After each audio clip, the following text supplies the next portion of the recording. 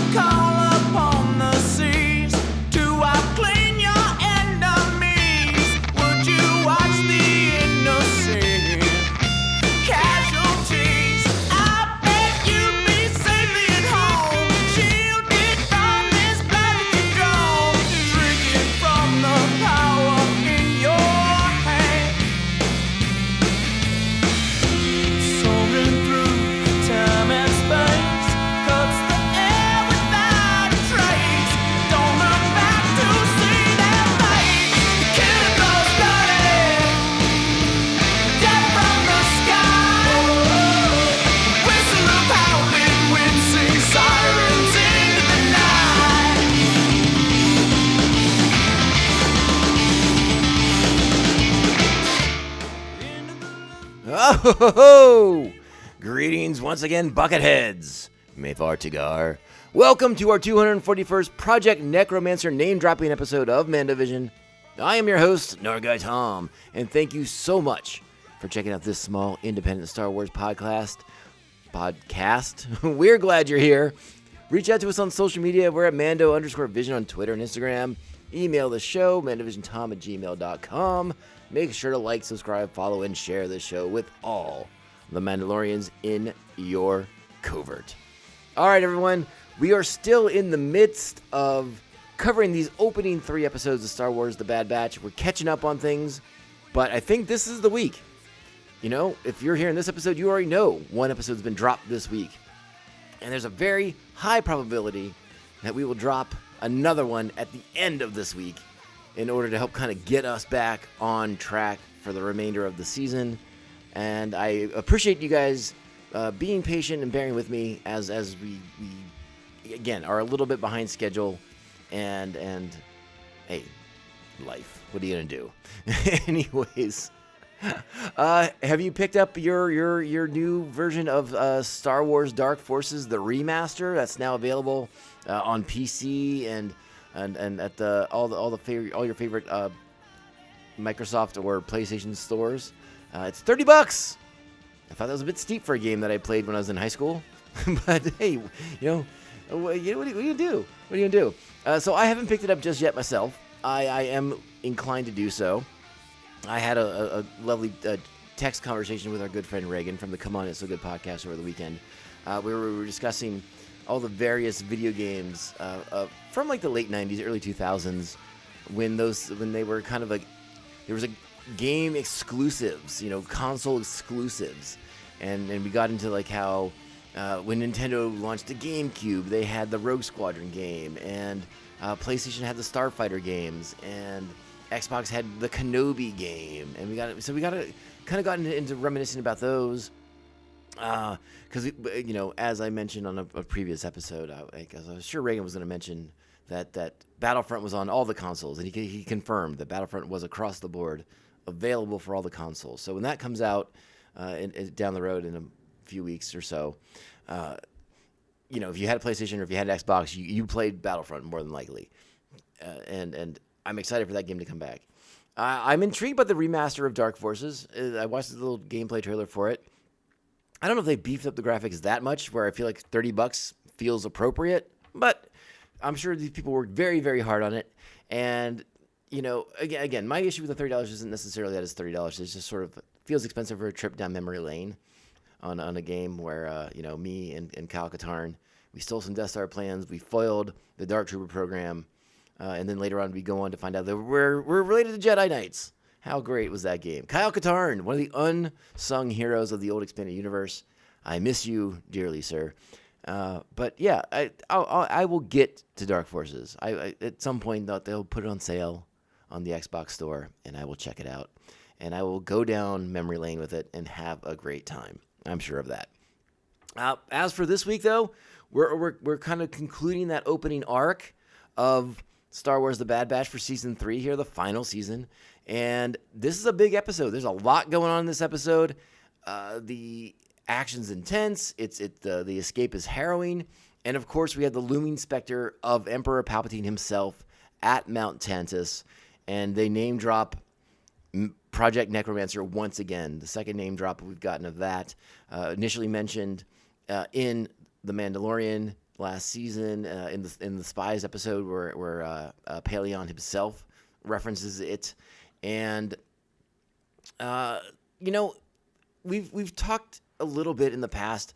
Sometimes I'm not stoked when a lot of Star Wars resources have to be directed at doing like retroactive continuity stuff, and sort of like filling in the blanks for Rise of Skywalker isn't my favorite thing in the world. But my old man brain, who is still madly in love with the original Star Wars expanded universe, I hearken this back to the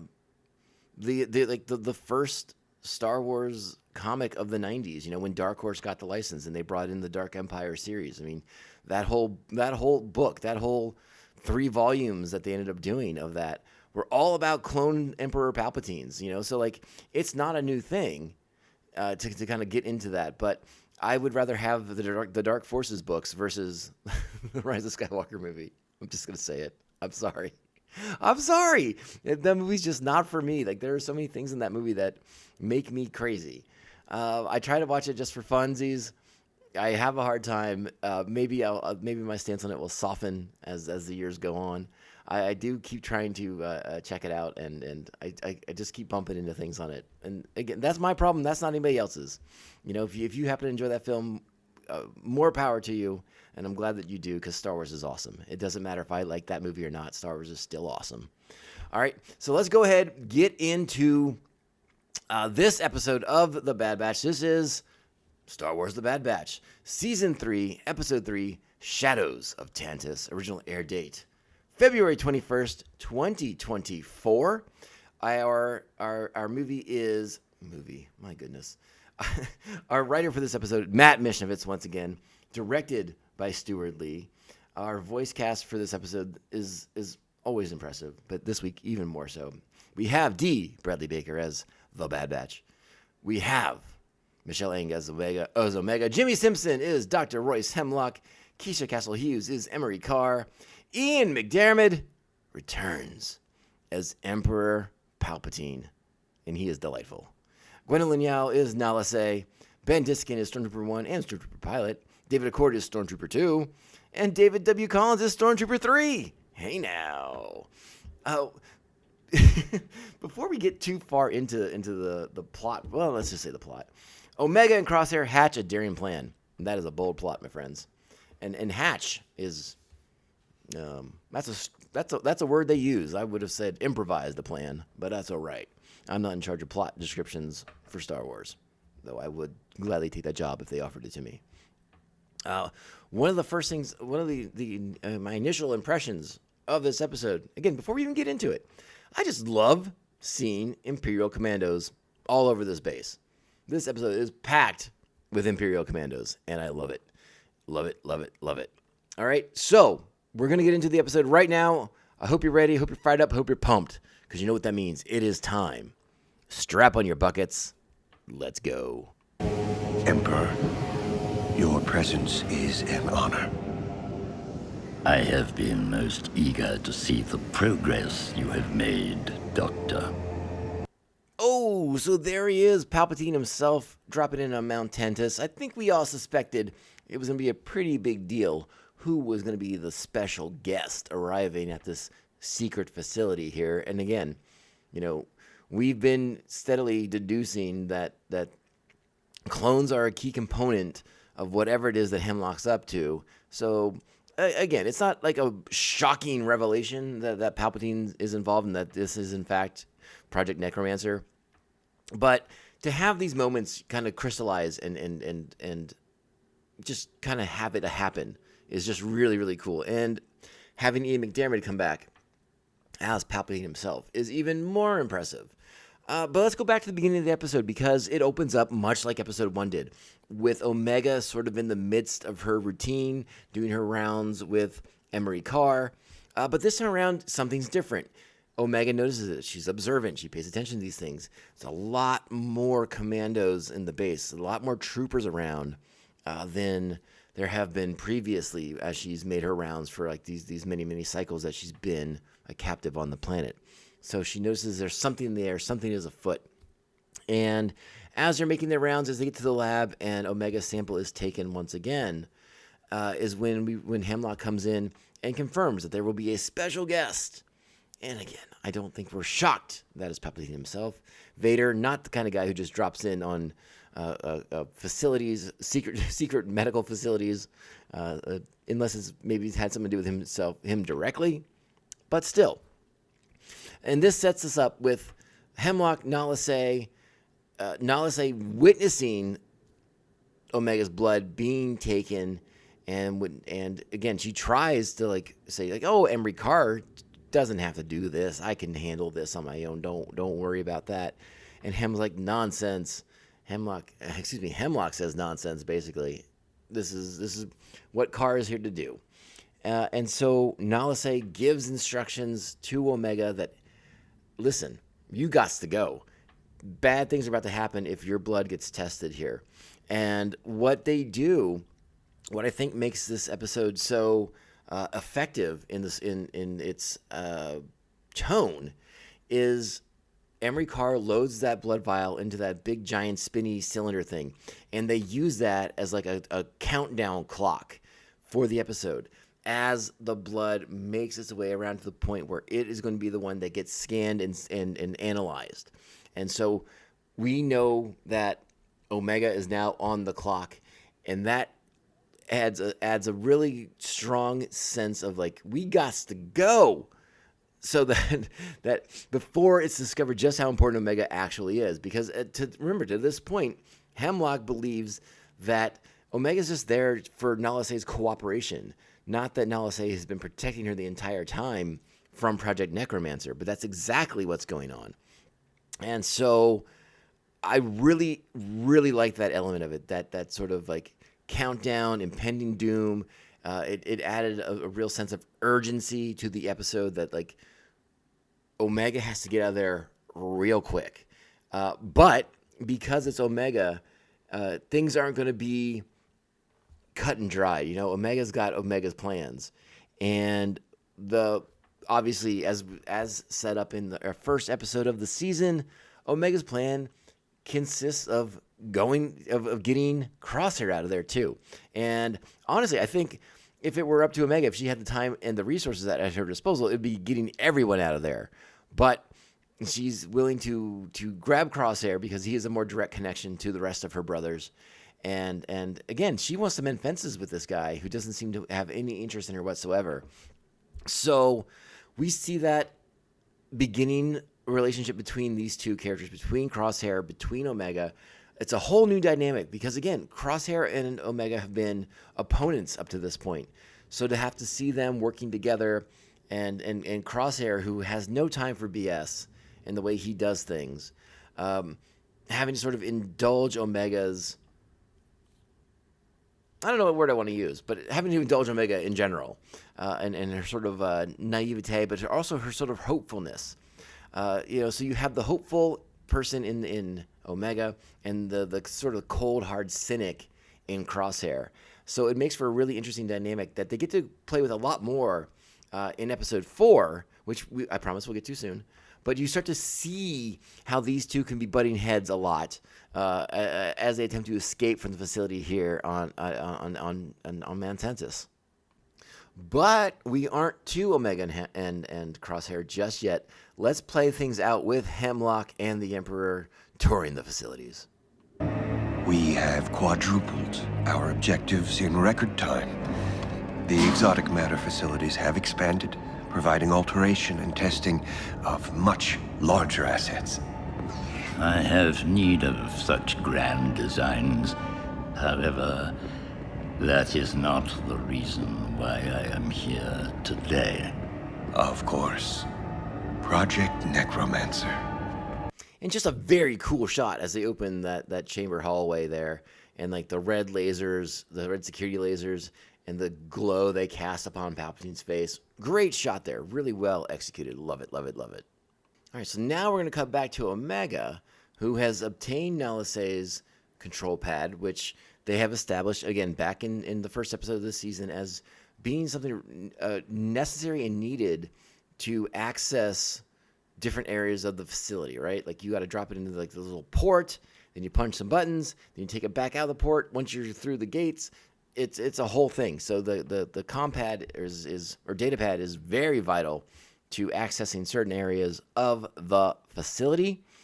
And there's a fun moment with Omega trying to use the turbo lift, and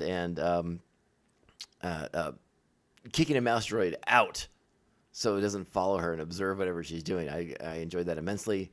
Then you have her sneaking around the facility. I enjoyed that immensely. Now we have her outside of Crosshair's cell, where she's going to attempt to sway him to join her in the escape effort. Crosshair. What are you doing here? Escaping. And you're coming with me.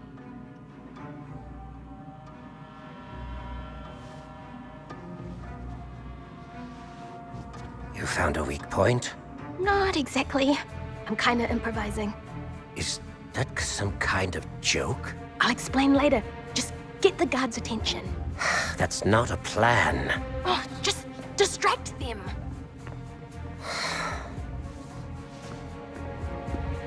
And so, Crosshair goes about distracting the guards. Guards!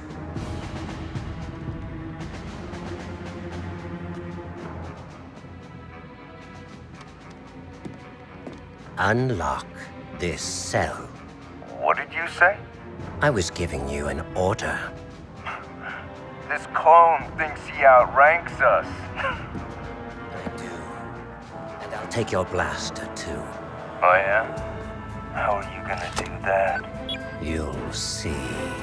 So I like that line a lot, as Omega slips her data pad into the console to open the doors so that Crosshair can get out, and he springs into action, dispatching the non-clone stormtroopers in that really sweet Ralph McQuarrie designed stormtrooper armor from the concept art. I mentioned before how much I love that. That when they brought that in, when they incorporated that into sort of the transition from the Republic and the clone troopers to what we see in A New Hope. I love that they brought that McQuarrie design a little bit more fully to life. Great stuff. And I love seeing Crosshair spring into action here too. Another thing in Omega, proving how handy she is as well. The only thing that might have been more entertaining is if Crosshair had sort of taunted the guard by saying, "Give me your clothes, your boots, and your motorcycle." That would have been hilarious. But, there's no motorcycle, so it doesn't work at all. All right, so Crosshair shows a lot of questions. And Omega's going to provide some answers. Here we go. Well, start talking. I told you, we're escaping. Why now? What's changed? Nalisay said I had to, and I wasn't going to leave without you. She told me to use her datapad to access the base and find a shuttle. Sounds like an easy enough plan, but it's Star Wars. Nothing goes according to plan because everyone gets a bad feeling about this, and they will eventually. All right, so here's another good bit of dialogue that I really enjoy as Crosshair becomes aware of the circumstances of this particular day. The highest level of security imaginable must be in play here, right? And this is sort of what Crosshair is discovering about today's escape attempt. We're not supposed to be on patrol until mid-watch. Commander's orders. All hands on deck until the Emperor departs. Emperor's here. What? I didn't know. Another reason why this was not the day to wing an escape. Thanks for the reminder, but I think we're past that point. Your hand's getting worse, isn't it? It's fine.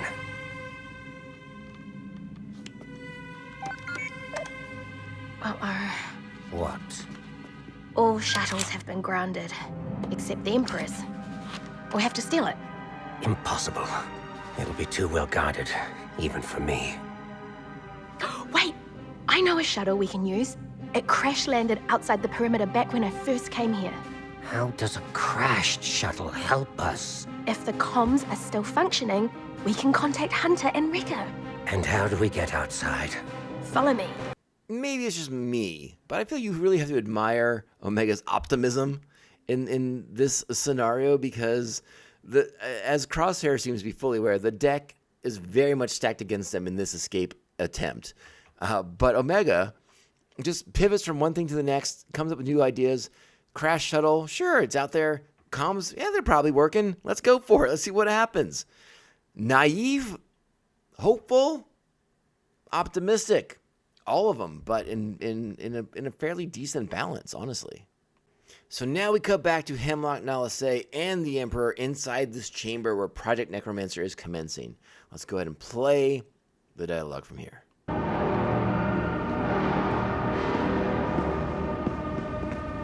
As you can see, the specimens are well guarded to ensure they remain viable for testing.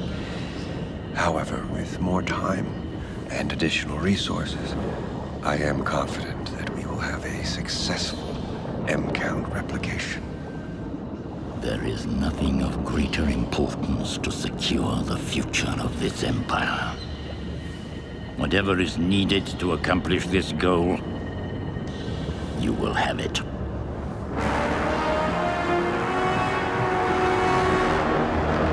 All right. Big stuff right there. And so, again, we don't like to speculate. We don't like to play games on the podcast necessarily. But we know that M count, that must be midichlorians, right? But for some reason, it's the M word, and we don't say it anymore. Midichlorians.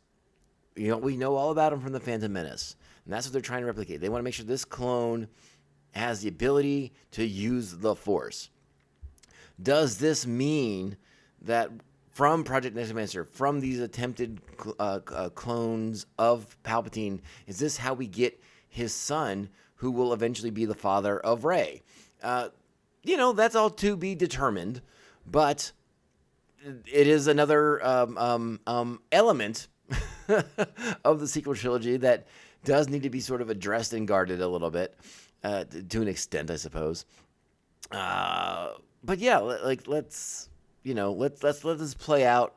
I would imagine there's something to do with this, and then I'd also be curious if Grogu fits into this Project Necromancer as a little bit more as well. The Mandalorians seem to hint at that, but that may have had more to do directly with Moff Gideon. But we know that Grogu was on the run, and eventually falls into Imperial custody. We don't know how long he's out there on his own. Those blanks need to be filled in somewhere too. But the Bad Batch will not be where that happens. It would be my guess. Though a Grogu cameo would be, to me, endlessly entertaining. So Omega's escape plan now hinges on accessing the kennels and escaping through Batcher's old kennel that leads out into the wilds around Mount Tantiss. But Dr. Emery Carr, who went looking for Omega in her quarters and could not find her, has begun to deduce that Omega is up to something. And while we're here, I want to sort of just briefly comment on the sort of dynamic of Omega, the sort of free spirit, curious, inquisitive young person, and a clone, versus Dr. Emery Carr, who is also a clone, but is the opposite, is regimented and into routine and doesn't ask questions and sort of just stays in her lane. That's an interesting dynamic between the two as well. And it sort of goes to show you just how the clones are just different from each other. We talked about their independence, their individuality, and again, a clone as sort of free-thinking and open-minded as Omega versus one that is based on structure and routine like Emery Carr is a very unique dynamic for Omega to have been in as well. It's almost to the point. It's so boring. It's almost to the point of oppression in the sense of the boredom that a creative, curious person like Omega must feel. But now Emery Carr has sort of deduced what Omega will be doing and goes to confront her and Crosshair in their escape attempt. Omega, Don't! you should go back to your room. You mean her cell? You're not thinking clearly. Neither of you. But it's not too late. Come with me, and no one needs to know about this. I can't do that. Omega, I spent most of my life confined on Camino. I won't be trapped here too. You're a clone like us, Emery. Help us. escape is not possible, Omega. This is for your own good.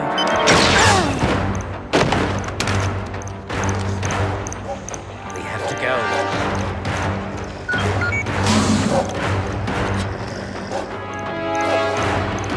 All right, so the music ramps up, the tension, the drama, the suspense. Emery Carr has signaled security right before Crosshair is able to stun her. And again, you have the ticking clock of the blood vial analysis device moving slowly forward towards Omega's blood sample.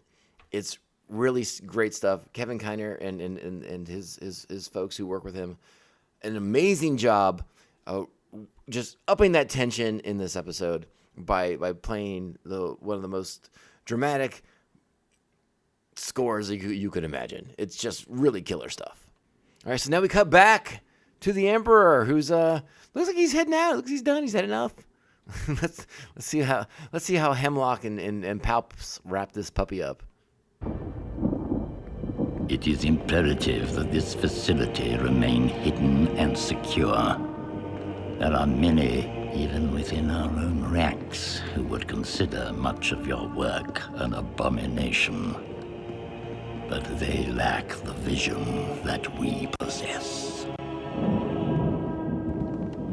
Your brilliance is a great asset to this empire.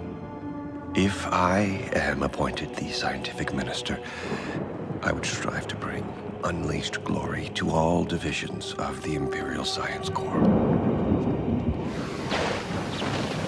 All in due time. Yes, Emperor.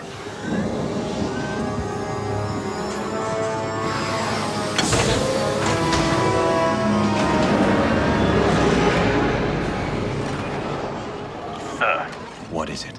Omega and prisoner CT-9904 are missing. Missing? An alarm was just triggered in the lurker kennels. Seal it off. Activate the ray shields. So we'll pause it right there. Again, Palpatine kind of doing a classic Palpatine move. If you've followed much of the Expanded Universe stuff in the past, whether it's the new stuff or the old stuff, Palpatine's sort of using your ambitions to get what he wants, right? Like,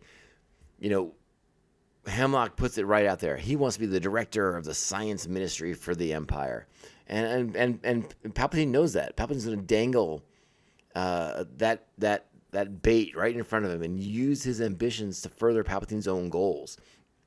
Like, he's not going to let that happen until Palpatine gets what he wants, which is a successful clone body with the high M count to access the Force to the levels with which he wants to do. I also want to sort of pause because, again, Palpatine talks about like how it's imperative that this facility remains secret and secure. And I want to go back in time a little bit with you wonderful people, wonderful members of Buckethead Nation, to the 90s when the EU was just starting, when Timothy Zahn was just beginning to launch his books, and we were getting new Star Wars for the first time since Return of the Jedi in '83, and like this idea that Palpatine had all these different plans in place, all these different ambitions and goals to sort of just keep his empire going forever and ever and ever. And again, oh my God, Cam Kennedy and Rick Veitch doing Dark Empire helped sort of establish a lot of this as well. But these ideas that Palpatine was always playing chess while everybody else was playing checkers kind of comes from, the creative team on the Dark Forces book. I'm sorry, the Dark Empire books from Dark Horse Comics, and from Zahn sort of establishing all these different elements like secret cloning facilities that Palpatine has, all these different things, all these different elements. It really helped deepen the Star Wars fans of the time, their understanding of just kind of where Palpatine's head was at with things. It wasn't just like, I have the Empire and now I'm going to hold on to it for dear life. It's like, no. I have the Empire forever, and I am going to be the one at the helm of the Empire forever. So seeing that stuff kind of come to life in the new continuity, and in a way that's more fully explored and getting more eyeballs on it than the books did back in the day, I find that very satisfying in many, many regards. So I love that they're exploring this and they're playing with these ideas a lot. It's really, really, again, just satisfying for me as a longtime fan of the old expanded universe. And so now Hemlock's involved in recovering the escaped prisoners. And remember, that ticking clock, the blood vial, ticking, getting closer and closer, but no one knows just yet the importance of Omega's blood sample at this moment. So Hemlock is going to dispatch the Lurkas out into the wild to bring them back, maybe not alive. And Emery Carr is going to point that out, and let's just do it. Doctor, the Lurkers will not bring them back alive. They are prisoners who've escaped. The time for half measures is over. Perhaps I could... Return to the lab, Dr. Carr.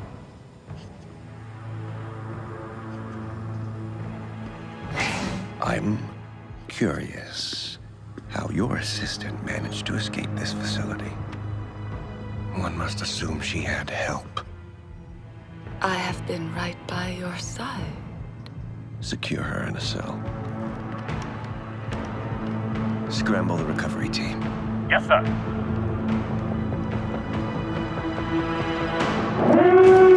Well, as Dwayne "The Rock" Johnson once said, Dr. Emery Carr knows her role and shuts her mouth and just goes back to being that sort of falls in line person. Not a good look for her personally, in my opinion. But this is all Emery Carr knows, and it's sort of this undying gratitude towards Dr. Royce Hemlock. Meanwhile, Nala Se is playing dumb, doesn't... Like, I don't know. I was here the whole time. How could I have helped Omega escape? I suspect they will eventually figure out that is Nala Se's data pad, and Nala Se will be in big trouble. But Hemlock, again, already suspicious, going to isolate her in a cell to begin with. All right, so at this point in the episode, a lot is happening here. Omega and Crosshair are making their way to that crash shuttle. They will get there eventually, but not without encountering a couple different aggressive species on the planet's surface here. They get lucky in the sense that the Lurkers attack one of the predators that's already after Omega and Crosshair. So they are able to make their way to the down shuttle, but it does not go according to Omega's plan, and the comms are completely dead, so they're unable to do anything about it. Meanwhile, they have seen forces scrambling from Mount Tantiss to recover them, to recapture them and take them back to base. And so now they go deeper into the planet, and that ticking clock of the blood vial clock ticks ever closer to Omega's sample. All right, let's catch up with Omega and Crosshair. Omega feeling bad. Her plan's not panning out, but Crosshair is going to be the one who's not giving up. I'm sorry. I thought this would work. You got us this far, and we're not done yet. Did they teach you Plan 72? Mm-hmm. Tech had me memorize all the plans. Of course he did. All right, so now they have a plan. It's time. And I'll be honest, it's a pretty good plan. I like it. It's all about luring out the stormtroopers and taking their own ship from them. Pretty great stuff.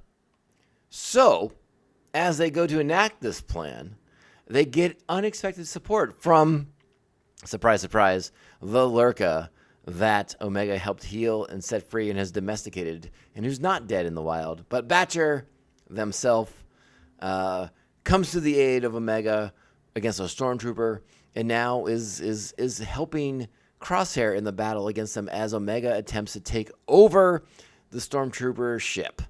Pretty cool. So as all this intense action is happening, Crosshair and Omega hijacking the shuttle, fighting off stormtroopers, Batcher's in the mix. As all this is happening back at the lab, the ticking blood clock strikes Omega. And now Dr. Emery Carr is about to make a very vital discovery.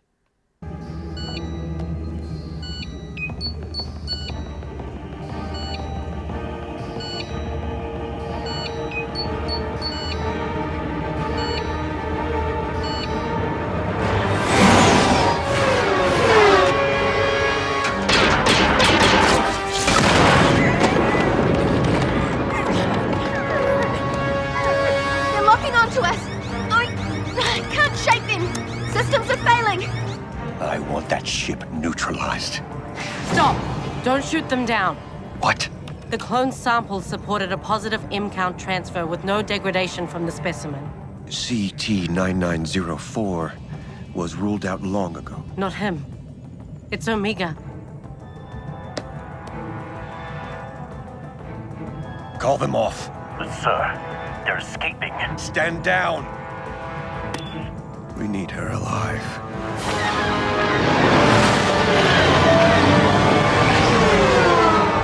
Now! They've jumped. A minor setback. I have the full resources of the Empire at my disposal. We will find her. And that's it. That's the end of the episode. Omega and Crosshair and their damaged ship now escape into hyperspace after Hemlock calls off the forces in pursuit of them because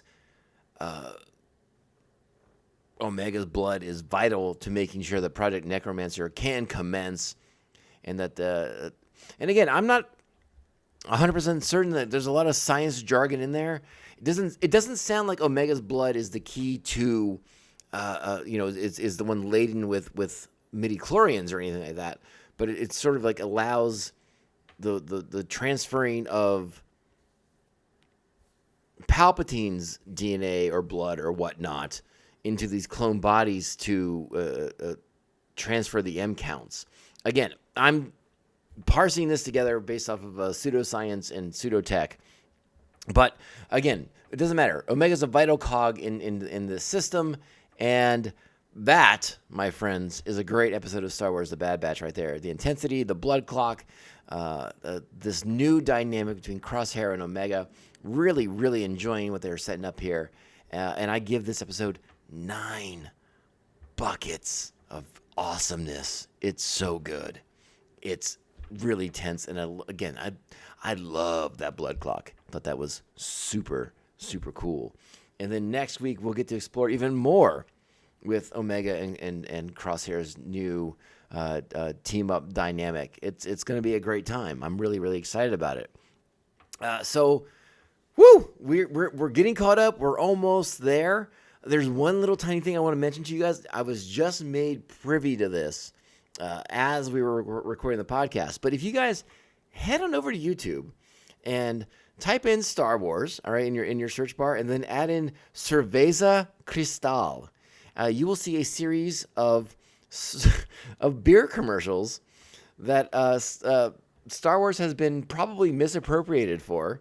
That I would imagine a cease and desist will be issued as we speak, and but check them out; they're kind of hilarious. Cerveza Cristal is a Mexican beer, and make sure Star Wars is in there too, and watch it. They linked all the commercials together, and it's entertaining. All right, my friends, I think that's gonna do it for us on this episode.